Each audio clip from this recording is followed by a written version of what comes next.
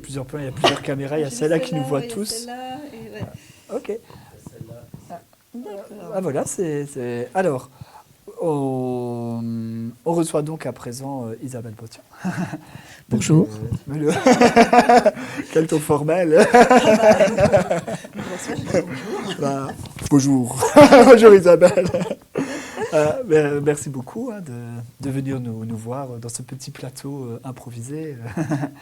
Donc voilà, on est en direct. Il y a donc les personnes qui nous regardent, qui nous parlent, qui envoient parfois des petits textes. Voilà. Donc voilà. Alors du coup, on va peut-être justement, c'est peut-être une occasion pour vous présenter peut-être. On va peut-être commencer comme ça. Okay. En plus, vous avez faites pas mal de choses assez différentes. Hein. Ouais. Comme ça, je vous laisse peut-être expliquer un peu votre parcours, ce que vous faites. Ok, et alors donc je m'appelle Isabelle Botian. Alors, je suis biologiste de formation, mais en fait j'ai très peu travaillé dans les sciences. Je travaillais un petit peu dans la communication scientifique, surtout après ma thèse, et très vite j'ai bifurqué d'abord vers le scénario de BD. Donc c'était pas que je privilégiais la bande dessinée au roman, c'est juste que c'est là que mes textes ont été acceptés en premier, et donc j'ai fait de la BD pendant plusieurs années avant de revenir au roman avec le lancement alors d'abord du label d'auto-édition et ensuite de la collection Bad Wolf aux éditions ActuSF. Et c'était avec Christophe Arleston et Audrey Alouette. Donc on avait lancé ça, on avait lancé 3 romans de fantasy ensemble. Et depuis, j'ai continué à publier en roman. Donc c'est essentiellement beaucoup de fantaisie. C'est la fantaisie un peu sociétale. On n'est pas sur de la fantaisie très épique avec des dragons, des épées et tout ça.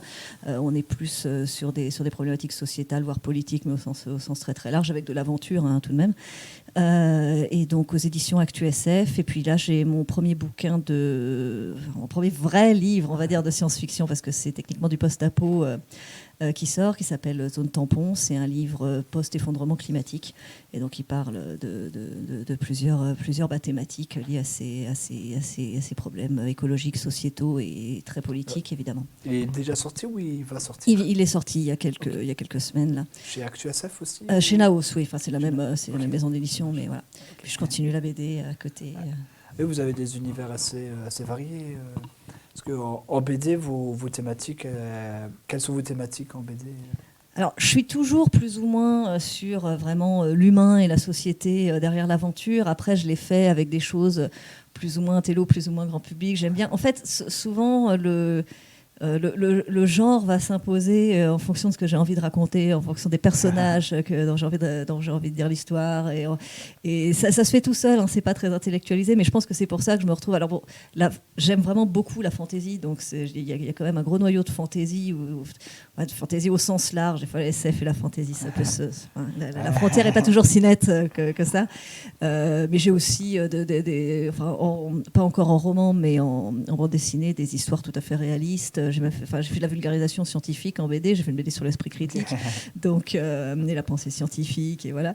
Et donc oui, j'aime vraiment bien varier, mais après, je pense que vraiment, ces questions humaines et sociétales restent souvent au cœur de ce que j'écris, quand même dans les trucs un peu... Généralement, vous avez d'abord les personnages en tête, et après, vous les mettez... Dans un cadre, dans un univers. Il y a un peu de ça, ouais. Il y a des personnages et des personnages, des scènes qui s'imposent et des thématiques qui vont avec. Et c'est vrai que je vais avoir les thèmes qui vont se faire tout seuls et puis les univers qui vont se créer autour de ça. Et je me retrouve en fait, en général, quand je commence un roman, je sais d'où je pars, je sais où je vais, je sais par où je passe, j'ai vraiment quelques scènes clés, mais j'aime beaucoup, j'aime bien être un peu à l'improvisation quand même, et je pense que quand on a quelques jalons comme ça, on peut réussir à faire quand même un truc bien organisé, mais en se laissant un peu porter par les personnages. C'est pour ça que je dis architecte, jardinier, moi je suis un peu entre les deux. Je pense que je suis plus jardinière, très clairement, parce que si je connais vraiment tout, je m'ennuie.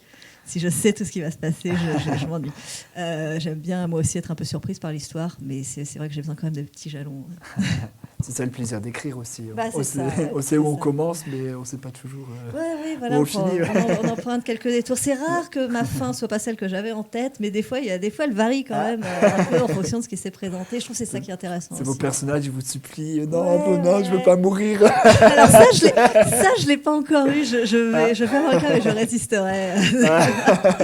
Vous n'êtes pas en conflit avec vos personnages? Ils Non, viennent pas ça vous va, hanter? ça va, mais non, mais des fois, par contre, oui, alors, bon, c'est une façon, oui, décide un peu tout seul, mais bon, en vrai, voilà, comme j'essaie j'écris assez vite, mais j'ai tout un travail de préparation avant qui se fait pas forcément par écrit. Je prends très peu de notes, mais qui consiste à vraiment vivre pas mal avec les personnages, les thématiques et les univers, et en fait, et à très très bien les connaître pour, au moment où j'écris, à pouvoir avoir une écriture vraiment lâchée, presque improvisée, mais en fait en connaissant vraiment tout derrière, ce qui évite de partir un peu dans tous les sens, ce qui est le risque quand on a une écriture un peu improvisée. Et c'est vrai que des fois on est surpris par ce qui émerge de cette espèce de soupe Est-ce que certains personnages reviennent entre vos romans, ou alors est-ce qu'ils ont certains traits de caractère qui sont un peu récurrents? Est-ce que vous avez des... Alors j'essaie de pas trop m'auto-plagier, mais c'est vrai que j'aime bien le trope c'est le badass bookworm, comme on dit. C'est vraiment, oui, enfin, l'intello héroïque, on va dire. D'accord. L'intello badass, j'aime bien. Et puis j'aime aussi les gens qui sont très intelligents mais qui font des trucs stupides parce qu'ils se reposent peut-être trop sur leur intelligence logique et pas assez sur leur empathie, leur connaissance du monde. Ça, c'est des thématiques qui m'intéressent beaucoup. Et après, alors j'ai des personnages par contre alors c'est pas vraiment une série, mais j'ai plusieurs romans dans une saga qui s'appelle Les Rhéteurs, et c'est pour l'instant 3, mais il y en aura 5 romans indépendants et dans lesquels on retrouve des personnages. Mais c'est vraiment des romans complètement indépendants pour le coup. Mais voilà, ceux qui les lisent vont retrouver des personnages, mais j'essaie par contre que ceux qui n'en lisent qu'un ne se disent pas ah là c'est un easter egg, là je veux pas qu'ils sortent du récit comme ça, donc j'insiste, ils sont tout à fait indépendants. Et du coup, si vous nous indiquiez que vous avez fait donc, des études en biologie, ouais. Et est-ce que ça a un impact sur votre écriture? Je veux dire, est-ce que ce que vous avez appris en biologie, c'est des choses que vous utilisez dans vos histoires, hein? En biologie pure, assez peu, mais mes études de sciences, oui, je pense très clairement, mais c'est plus une manière de penser. Par exemple, toujours dans ces livres, Les Rhéteurs, il y a une part de magie, bon, qui n'est pas très importante, mais qui est quand même présente, et très clairement, c'est de la thermodynamique, ma magie. Alors, je veux dire, je ne suis pas la première à faire ça, hein. Il y a beaucoup d'auteurs, c'est classique hein, d'avoir des auteurs de fantasy qui ont une magie très scientifique. J'ai une image, mais j'imagine Harry Potter, il dit « Attention, je t'envoie une attaque de thermodynamique !» Tu l'as senti, ma thermodynamique. C'est surtout que rien ne se crée, rien ne se perd, tout se transforme. Il faut qu'il y ait quand même un petit équilibre. Et mes personnages ont une approche vis-à-vis de la magie qui peut être un peu qui peut être celle des gens vis-à-vis de la science. Un mélange de forte curiosité avec un manque total de prudence par moment, et de l'autre côté, des gens qui, au contraire, se méfient tellement, qui ne veulent pas en entendre parler, qui ont peur des potentialités. Donc je m'en sers plus de ce point de vue-là. Et après, très clairement, je pense que c'est plus la pensée critique qui est vraiment au cœur de mes... En fait, j'aime bien réconcilier l'intelligence logique, si je veux dire, avec l'intelligence émotionnelle. Parce que souvent, on sépare les deux. Voilà, il y a les auteurs intello et les auteurs qui sont vraiment dans l'émotion et tout. Et moi, cette opposition me pose un vrai problème, parce que pour moi, le raisonnement intelligent... les deux aspects constituent le raisonnement intelligent, et j'aime essayer de réconcilier ça, d'avoir des trucs qui soient à la fois qui parlent de pensée critique et de l'importance de cette pensée critique, mais qui sont vraiment profondément humains, qui sont à fond sur les personnages. J'aime bien avoir quelques digressions un peu introspectives et tout ça. J'aime bien être vraiment, vraiment à fond dans la tête de mes personnages, et donc j'essaie de réconcilier les deux. C'est très intéressant. C'est pas... Alors, oui, par rapport à Zone Tampon, en fait, justement, vous souhaitiez sensibiliser aussi un peu sur les questions écologiques, alors, sur l'urgence climatique ou, Oui, vraiment sur l'urgence. Plus que parce que le problème, c'est que le terme écologie a été un peu galvaudé avec un sens... l'écologie politique telle qu'elle est pratiquée et pas toujours soit très rigoureuse, soit communiquant sur les bonnes choses, je trouve. Je voudrais dire, il y a une véritable urgence, en fait. Il y a des scientifiques qui tirent la sonnette d'alarme depuis plus de 40 ans, qui, pour l'instant, ne se sont jamais gourés dans leurs prédictions, et qui disent quand même qu'on est dans la merde, si j'ose dire. Donc après, on ne sait pas à quel point le risque d'effondrement, ça peut être un effondrement sociétal comme toutes les sociétés, par lequel toutes les sociétés passe. Comme ça peut être quelque chose de quasi apocalyptique. Et l'espèce de désinvolture. C'est marrant parce qu'on en parle sans arrêt. Mais on ne réagit pas. Et je parle vraiment, que ce soit au niveau politique ou individuel. Alors, au niveau politique, on va même pas. Enfin, je veux dire, je pense que c'est même pas la peine que je développe. C'est une irresponsabilité totale, ce qui se passe. C'est criminel, vraiment. Mais même au niveau individuel, on est tous super concernés, mais on vote jamais pour les gens qui ont les meilleurs programmes écologiques. Et puis, oui, alors on va faire pipi sous la douche, mais à côté de ça, on va surconsommer. Alors après, je ne dis pas que la solution, c'est forcément de devenir tous décroissants. Et de toute façon, on peut faire ce qu'on veut. Tant qu'il n'y aura pas de solution politique, ce n'est pas évident. Mais je trouve qu'il y a vraiment un énorme contraste entre les déclarations et les faits, et à toutes les échelles, vraiment, à l'échelle individuelle comme à l'échelle collective. Et en fait, dans Zone Tampon, ce que j'ai essayé de faire, j'ai essayé de parler des prédictions. Alors, prédictions en science, hein, c'est pas Madame Irma, hein, c'est des modèles avec une certaine probabilité qu'on peut leur associer. Et donc, voilà, là, dans cette histoire, on est parti vraiment sur l'apocalyptique. Et vous êtes parti sur quelle prédiction, par exemple? Alors, c'était pas un truc très particulier, mais en fait, disons que les scientifiques qui travaillent là-dessus disent, voilà, les scénarios optimistes et les scénarios pessimistes. Donc, je suis pas partie sur un scénario particulier, mais je me suis dit, bon, on va dire que ça s'est très mal passé. Bon, il reste quand même des gens, donc je veux dire, ça aurait quand même Et on est pire. en quelle année dans Zone Tampon? Ah, je le précise pas, mais... on est dans votre tête, c'est dans 20 ans, 30 ans, 60 ans, 100 ans? Oui, non, je veux dire que... Alors, je sais pas par rapport à... Parce que, en fait, les gens disent l'effondrement, ça peut être dans 5 ou 50 ans. Enfin, les scientifiques qui parlent de ça. Et donc ça, je l'ai pas trop... Bon, très clairement, je l'ai mis, en tout cas, à une échelle de nos vies ou celle de nos enfants. Hein. Donc, on est sur du récent quand même. La société qui s'est reconstruite, on est peut-être un petit siècle derrière, hein, un bon petit siècle derrière. Et quel est l'élément déclencheur du chaos si c'est sans spoiler, quoi. Non, sans spoiler. En fait, ça commence comme ça. C'est juste que, mon héroïne. Alors, c'est du young adult, comme on dit maintenant, on va dire, parce qu'en fait, l'idée, c'était vraiment. Donc, je pense que ça peut se lire adulte, mais je voulais parler surtout à cette génération-là, parce que c'est pas que je vous laisse. Enfin, c'est surtout que c'est eux qui vont devoir gérer, quoi, très clairement. Donc, c'est surtout à eux que je voulais parler. En fait, mon héroïne, elle a 17 ans. Elle a la chance de vivre dans une ville qui s'appelle Jacksonstadt, et qui est une espèce de cité, alors utopique, mais un peu fascisante, en fait. Ils ont une certaine technologie qui est très écolo, évidemment, parce que de toute façon, ils ne peuvent pas se permettre de faire autre chose, mais ils ont quand même un très gros niveau de vie. Ils ont des vaccins, ils ont de la thérapie génique, mais ils ont très, très peu d'énergie. Et donc, cette cité est réservée à une certaine... élite, c'est jamais dit comme ça, mais le fait est qu'il y a plein de gens qui veulent rentrer et il y en a très peu qui rentrent, et ils sont tous valides, ils sont si possible avec des connaissances, ou soit, enfin je veux dire, c'est des élites intellectuelles ou des élites, voilà, et évidemment bonne santé. Et elle a la chance de vivre là, et en fait survient dans une soirée où elle pensait réussir enfin à appartenir à l'élite de l'élite, parce que dans cette ville il y a quand même des classes, survient un attentat.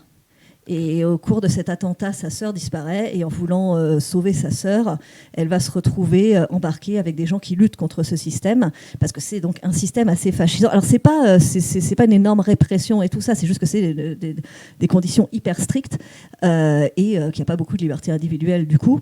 Et c'est quelque chose qui a été un peu dicté par les circonstances, mais les circonstances ont un peu changé.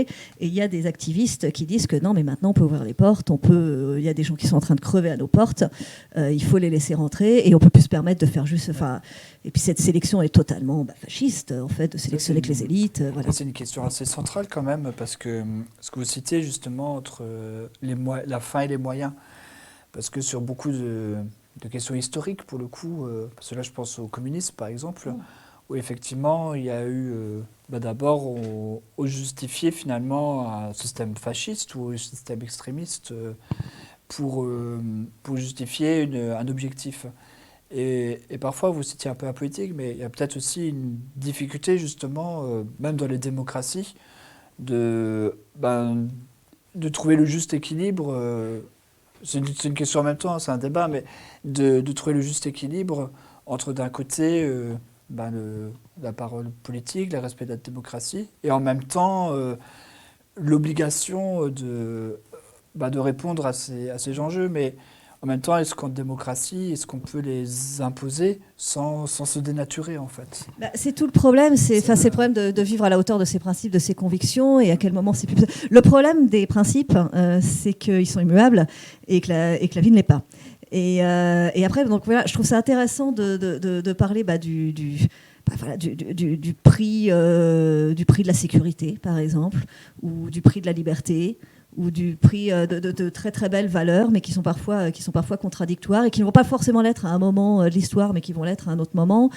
Et aussi de la manière dont tout ça peut être dévoyé. On peut... dans un autre de mes livres, c'était mon premier roman, Anastérie, on est dans une espèce d'utopie, et tout le bouquin va vraiment parler du prix personnel, du prix que les gens qui ont réussi, pour le coup, alors bon, utopie entre guillemets, je veux dire, d'une très très belle société, et ils ont réussi à faire cette très très belle société, mais à quel prix à titre personnel, et à quel prix ils ont imposé à leurs proches, aux gens qu'ils aiment. Donc voilà, et puis il y a aussi, ce qui est pas mal abordé dans Zone Tampon, c'est quel est le bon système politique. Et très souvent, ça va pas forcément être le même selon les circonstances, selon les gens.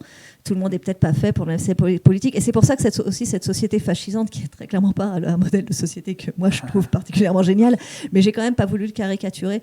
J'ai voulu montrer quand même qu'ils faisaient pas ça juste parce qu'ils étaient très méchants, les gens qui ont fait ça. Ils ont fait ça parce qu'à un moment, ils ont créé cette oasis à un moment où tout le reste du monde crevait. Ils n'avaient pas de la place pour tout le monde, vraiment. Ils ont dû sélectionner les gens et ils l'ont fait. Et je trouve on se dit toujours toutes les vies se valent, et idéologiquement toutes les vies se valent, mais très clairement, si demain vous créez une société comme ça et qu'il n'y a pas de la place pour tout le monde, vous allez prendre qui ? Vous allez faire un tirage au sort ? Vous allez aller jusqu'au bout de vos convictions et faire un tirage au sort, où il va y avoir des délinquants sexuels, va y avoir des violents, va y avoir des handicapés qui ont besoin de beaucoup d'énergie pour vivre. Je voulais vraiment poser ces questions qui sont des questions très dérangeantes. Vous n'avez pas eu peur de les poser, c'est courageux, parce que c'est vrai c'est des questions qui sont très, très, très réelles et quand même très actuelles. C'est ça, oui, c'est vraiment au cœur de l'actualité. Et honnêtement, il y a des questions que je pose où j'ai pas la réponse, mais je pense que très honnêtement, beaucoup de gens qui disent, et qui ont raison au fond de dire que toutes les vies se valent, face à une vraie question éthique, je suis pas sûre que leurs convictions tiennent complètement. Et le problème, on voit beaucoup il y a de plus en plus de gens qui disent, les collapsologues, leur problème, c'est qu'on a l'impression qu'ils souhaitent limite que ça arrive pour mettre les choses sur place. Bon, c'est très caricatural, évidemment, c'est pas le cas. Mais alors moi, j'ai beaucoup de sympathie pour les gens qui travaillent sur ces sujets, qui proposent des modèles de société alternatives. Mais moi, par exemple, dans un modèle de société alternative, je vois pas ce qu'elle devient, la Sécu, par exemple. Moi, les personnes qui ont besoin de la Sécu pour survivre, ils vont crever dans leurs belles utopies. Et alors moi, elles me vont très très bien. Je veux dire, c'est des utopies un peu anarchisantes, ou démocratie participative, où tout le monde partage les tâches et fait en fonction de ses capacités et tout ça, et décroît. Mais on parle jamais du prix à payer pour ça. Et je pense que c'est essentiel de parler du prix à payer pour ces choses-là, et peut-être pour éviter de le payer aussi, ou de le payer moins. Même sur Internet, il existe aussi des expérimentations inspirées des modèles anarchiques autour de la décentralisation. Mais finalement, même en temps de décentralisation, on observe qu'il y a toujours une forme de pouvoir qui est exercée, d'une manière ou d'une autre. Il y a toujours une forme de gouvernance, même si elle est différente, même si elle est organisée différemment, et qui n'est pas nécessairement aussi égalitaire ou aussi juste que ce qui était prévu. Donc ça interroge, c'est sûr. Après, faut voir. Alors, je suis pas experte non plus de ces sujets-là, même si je les ai étudiés, mais faut voir ce qu'on appelle gouvernance aussi. Après, sur le papier, par exemple, dans plusieurs de ces systèmes, l'idée c'est pas forcément d'avoir systématiquement tout le monde tous égaux, quelles que soient les circonstances. S'il y a un problème à régler et qu'il y a un expert de ce problème-là, c'est lui qui va gérer le truc, et avoir des gens qui ont plus ou moins de compétences pour l'aider à résoudre ce sujet, ou alors plusieurs personnes en groupe. Mais l'idée, c'est pas que ces gens gardent le pouvoir, c'est que ça tourne en fonction du problème à régler. Mais tout ça, c'est très théorique. Après, le truc, c'est que, je pense pas qu'une anarchie ait été vraiment testée dans le monde réel. Donc c'est très difficile. Et puis après, bon, je veux pas trop voilà, je veux pas être trop critique de ça, parce qu'en plus, déjà, moi j'aime bien sur le principe. Mais et puis je veux pas trop sortir de mes domaines d'expertise, Ah oui, on va dire. Mais oui, enfin, très clairement, il y a des questions à se poser comme ça. Et le truc, c'est, alors je sais que c'est un cliché, mais la nature humaine, est-ce que la nature humaine ne fait pas qu'il y en aura forcément qui vont vouloir garder le pouvoir, ou plus ou moins garder le pouvoir, ou plus ou moins insidieusement, et qu'est-ce qu'on fait pour contrer ça? Je pense que les auteurs comme vous de science-fiction, justement, ça, ce que vous apportez aussi, c'est aussi d'inciter à la réflexion. Parce que finalement, vous ne prenez pas parti, vous écrivez un livre, mais vous dites, voilà, nous maintenant, si ça se passe, comment est-ce qu'on fait? Ou comment est-ce qu'on peut aussi éviter, par exemple, qu'un système fasciste mette en place? Il est peut-être qu'il est encore temps, justement, peut-être de conserver nos valeurs, tout en vivant en harmonie avec la nature. C'est ça. Après, voilà, je sais pas. Ça, bon, j'ai quand même quelques partis pris personnels qui se voient, mais j'essaie, même si mon idée à moi peut être claire. Enfin, sur Zone Tampon, j'ai été quand même assez ouverte parce que j'avoue que moi-même, je suis beaucoup dans le questionnement sur ces sujets-là. Sur d'autres, j'ai été un petit peu plus claire sur ce que moi j'en pensais, mais même comme ça, j'essaie de pas caricaturer la position inverse, ne serait-ce que pour. Enfin, je pense qu'il faut quand même comprendre que même ceux qu'on imagine être les méchants, ou même s'ils le sont vraiment méchants, eux, dans leur tête, ils ne sont pas les méchants, ils ont des raisons de penser comme ça. Et je trouve que c'est vraiment intéressant de voir ce qu'il y a derrière, ce qui justifie derrière certaines convictions. Il ne faut pas avoir peur de poser la question, il ne faut pas avoir peur de poser aussi la question des limites de nos propres convictions. Et c'est pour ça que des fois, même mes propres convictions, je les mets un peu à mal dans mes romans. Je suis tout à fait en accord avec vous.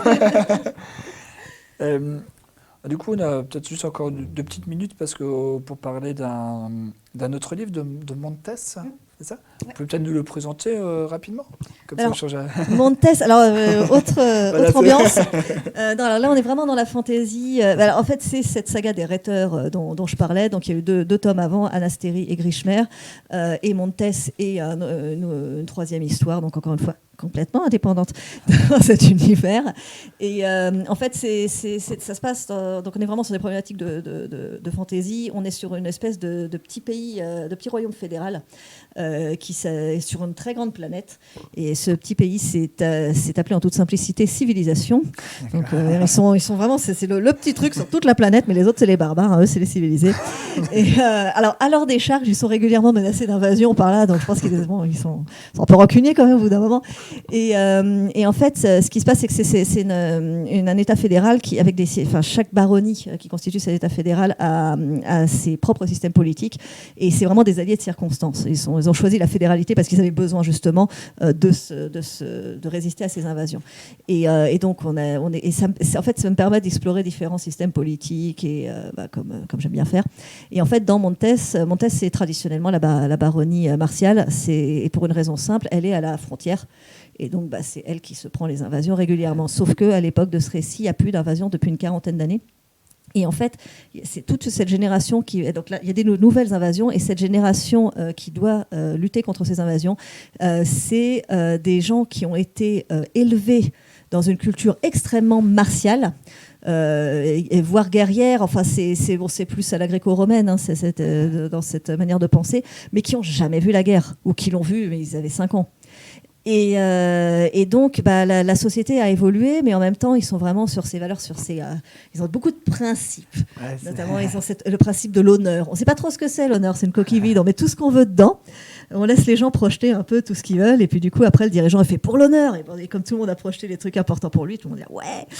Et après, le combat. Voilà. Et donc, et en fait, en plus, ce qui se passe, c'est que en plus, ils n'ont pas de bol parce qu'au moment où ces invasions arrivent, le nouveau baron est quelqu'un qui, on va dire, qui n'a pas la lumière à tous les étages. C'est un gros psychopathe. Et donc, et en fait, il a des volontés conquérantes, alors que ce pays n'a absolument pas les billes pour pouvoir être conquérant.